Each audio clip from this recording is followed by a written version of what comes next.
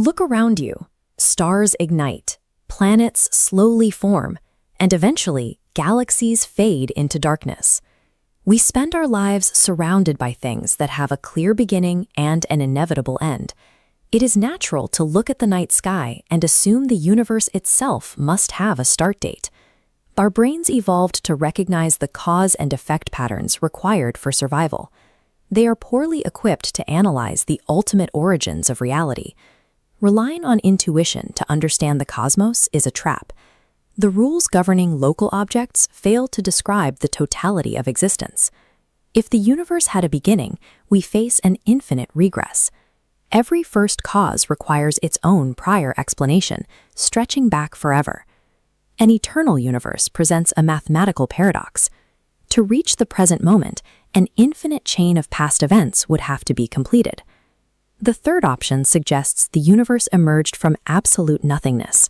However, true non-existence lacks the space, energy, or physical laws required to spawn reality.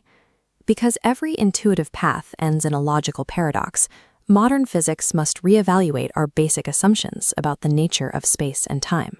When people hear Big Bang, they imagine an explosion into a dark void. In reality, it was the rapid stretching of space itself.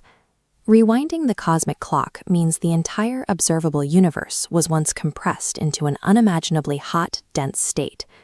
Astronomers like Edwin Hubble proved this model by observing distant galaxies. The farther away those galaxies are, the faster they move away from us. Einstein's equations of general relativity reach a limit at these extreme densities. The resulting mathematics yield an unworkable, infinite value known as a singularity. A singularity is a sign that our mathematics have reached their limit. It indicates that our current theories cannot describe reality at these extremes. Alternative models suggest the universe never had a first moment. In the Big Bounce scenario, expansion and contraction repeat in an endless cycle. Roger Penrose proposed a model where the far future of a dead universe is mathematically equivalent to the birth of a new one. These cycles eliminate the need for a singular creation event, but they return us to the paradox of eternity. An infinite number of past cycles would have to fully conclude before we could ever reach this precise second. An eternal cosmos avoids the problem of a first cause, yet it conflicts with our rational understanding of time as a progressive sequence. Quantum field theory defines nothing as a physical state where fields and particles spontaneously appear and annihilate. Spontaneous fluctuations in this vacuum could trigger rapid expansion, allowing a universe to tunnel into existence without an outside spark. This nothing is a physical state governed by fields and mathematical laws. It is distinct from the philosophical concept of absolute emptiness. Science can explain how a universe emerges from a vacuum, yet it leaves the existence of physical laws themselves unexplained.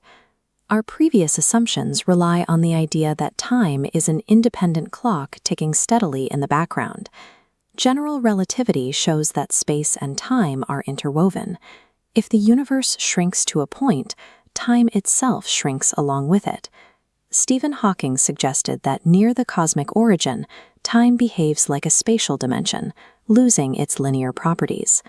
Time itself likely emerged at the Big Bang.